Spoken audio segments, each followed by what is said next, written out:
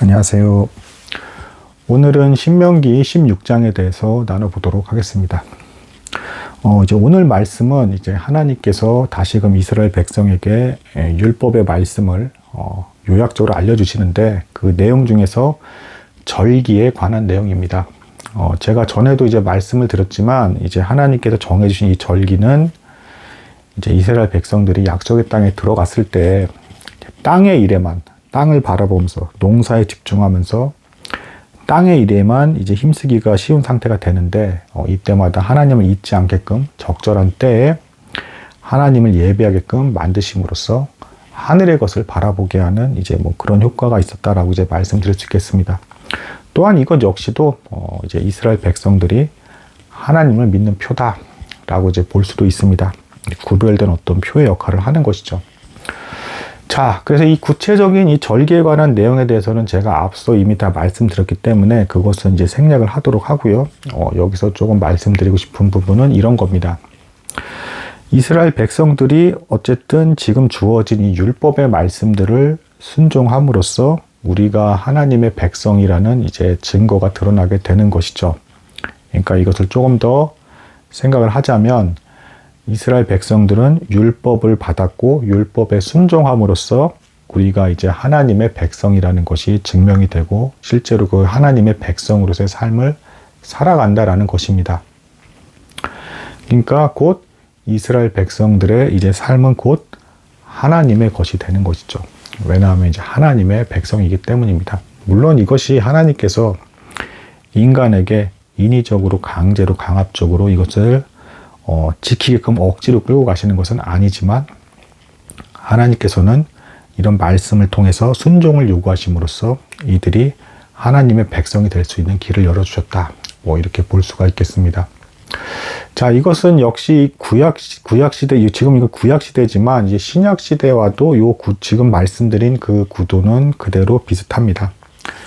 이스라엘 백성들이 6월절에 이 예식을 지금 말씀을 다시 또 듣고 앞으로 또 행하게 됨으로써 죄악된 애굽 땅에서 우리가 어떻게 구원을 받았는가, 하나님께서 우리에게 놀라운 어떤 은혜를 보여주셨는가라는 것을 다시금 상기하고 믿음으로 반응함으로써 내가 이제는 내 삶의 주인이 하나님이시구나라는 것을 확인할 수 있었던 것처럼 역시 신약시대에서도 십자가에 달려 죽으신 예수 그리스도, 6월절의 예배 절차가 예수 그리스도의 고난을 나타낸다고 제가 말씀을 드렸죠. 뭐 무교절 같은 경우 이제 그 무교병을 먹는다는 건 고난의 떡인데 그것이 곧 예수 그리스도의 찢겨진 살을 뭐 상징하는 것이고 구원이 신속히 이루어진다라는 것을 나타내는 갑자기 신속히 떠나게 되는 이것, 그래서 신분의 변화가 일어나는 것, 하나님의 백성으로 순식간에 이런 것들 뭐 이제 칭의와 연관돼서 해석할 수도 있다라는 것 등등. 그래서 우리 역시도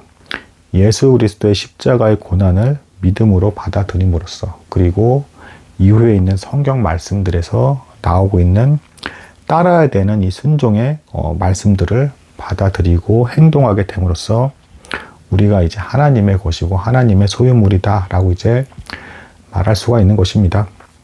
뭐 교회의 머리 되신 분이 이제 예수 그리스도다 하고 이제 우리가 예수 그리스도의 지체다라고 이렇게 표현을 하는데 이전에는 죄악된 아담 안에 있는 그리고 죄악된 그 죄의 나라에 속해 있는 사람이었다라면 이제는 이제 진리의 복음의 말씀을 믿고 예수 그리스도의 통치를 받는 그런 존재로서 거듭났다라고 이제 말씀드릴 수가 있겠습니다. 지금 말씀드린 이 주제를 이제 뭐 관심이 있으신 분은 보셔도 나쁘진 않을 것 같다 생각합니다. 여기 이제 하이델베르그 요리문답의 주제예요. 사실은 지금 말씀드린 이제 소유권이 우리의 사나 죽으나 우리는 우리의 것이 아니라 우리 주 예수 그리스도의 것이다라는 고백으로 시작하는 게 이제 뭐 하이델베르그 요리문답에서 이제 문답을 주고받을 때 시작입니다. 아무튼 그래서 지금 나누고 있는 신명기 16장은 절기에 대한 말씀과 이제 이웃사랑, 그 재판, 정의를 굽게 하지 않는 도덕법에 관한 율법이 같이 있다. 그리고 이것은 하나님의 사랑과 이웃의 사랑이 같이 있는 형태의 아주 아름답고 놀라운 또 율법이 보여주는 모습이기도 하다. 이것은 복음의 본질과도 그대로 연결이 된다. 그래서 복음을 통해서 믿을 때도 하나님을 사랑한다는 자는 이웃을 사랑할 수밖에 없고 사랑해야 한다 라고 이제 말씀드릴 수가 있겠습니다. 자, 뭐 16장의 내용은 이제 읽어보시면 앞에 내용과 너무 겹치기 때문에 제가 더 이제 이거를 복잡하게 말씀드리는 이유는 없을 것 같고요. 여기서 먼저 감사하다고 말씀드리고 싶습니다. 왜냐하면 제가 이 순서대로 쭉 앞에서 나갔는데 사실 이 모세오경 그리고 신명기까지 읽기가 사실 너무 어려워요. 특히 이제 레위기의 제사 절차 나오고 이런 부분은 이제 정말 잘 읽는 사람들조차도 대부분 많이 포기하게 되는 이제 그런 장이 되겠습니다. 근데 여기까지도 근근이라도 들어주시고 이제 그 격려 글을 주신 분들은 정말 너무 감사하다고 말씀드리고 싶은 게 제가 섬김을 받고 이제 배려를 받은 것이 맞습니다. 좀 저의 연약한 믿음이기도 한데 저는 성경을 특히 이제 모세오경을 너무 듣기가 좀 힘든 부분이기 때문에 여기를 나누게 되면 아마 구독자가 다 없어지지 않을까라는 생각까지 했던 사람이었습니다. 근데 지금 여기까지 들어주심으로써 근데 이제 포기할 수도 없었어요. 그러니까 제가 성경을 편하게 읽는 사람이 단 한 분이라도 나오길 바라서 이걸 하고 있었는데 그렇다고 모세오경 심지어 뭐 레위기의 뭐 제사 절차 이런 부분도 다뤄보기는 해야 됐던 부분이기는 했다. 이걸 뭐 정교하게 다 기억할 수는 없겠지만 대략적인 구조가 이렇다라는 정도라도 가지고 계셔야 이제 뒤에 성경 내용을 읽으실 때 이제 좀 많이 편해지기도 하고 뭐 하다못해 뭐 예수님과 뭐 바리새인들의 논증에서도 뭐 율법과 이제 그 율법에 대한 해석까지 논증하는 게 나오거든요. 뭐 이런 것들 그리고 구약 안에서도 뭐 꼭 율법이 아니더라도 아브라함의 약속을 운운하면서 이제 뭐 회개를 촉구한다라니까 혹은 구약에서도 역시 율법의 본질을 하나님께서 밝히 보이시면서 너희는 회개하라 뭐 이렇게 뭐 경고 말씀을 주시기도 하고요. 뭐 히브리서 같은 경우에도 이제 뭐 율법의 제사 절차의 얘기가 이제 대략적으로 나오면서 이제 예수 그리스도의 탁월성, 이제 복음의 뭐 이제 우월함 뭐 이런 것들 분명히 얘기하고 있고 또 율법과 복음을 대조해서 이제 또 복음의 탁월함을 많이 말하기도 하고 그러면서 또 본질적으로 서로 통하는 부분도 있고 이런 게 절묘하게 맞물려서 돌아가기 때문에 이제 율법 부분을 뭐 이제 아예 지나칠 수는 없었다. 그러니까 조금 더 깊이 있게 성경에 정말 친해지고 싶으신 분이시라면 대략적으로라도 율법에 대한 기본적인 구조나 틀을 이해하고는 계셔야 되는 거다라고 이제 말씀드릴 수가 있겠습니다. 근데 이제 어려운 코스였다라는 것입니다.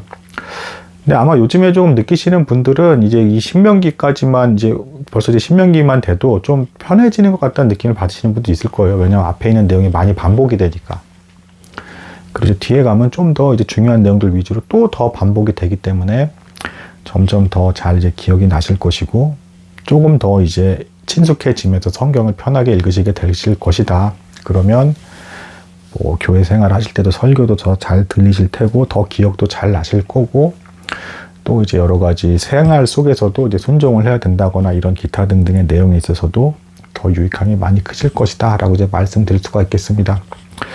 그래서 오늘 신명기 16장은 절기에 대한 율법이 나와서 이제 땅에만 집착할 것이 아니라 하늘의 것을 생각하게끔 시적절하게 하나님께서 예배의 형식을 베풀어 주셨다. 구원의 은혜를 다시금 기억할 수 있게 해주셨다. 그리고 절묘하게 다시금 하반절에는 도덕법과 관련된 정의를 굳게 하지 말고 판결을 이제 명확하게 해서 백성들로 하여금 혼란에 빠지지 않도록 하라라는 절묘한 하나님 사랑과 이웃 사랑이 연결된 율법 내용이 담긴 장이 신명기 이제 16장이 되겠습니다. 오늘은 여기까지 나도록 하겠습니다. 감사합니다.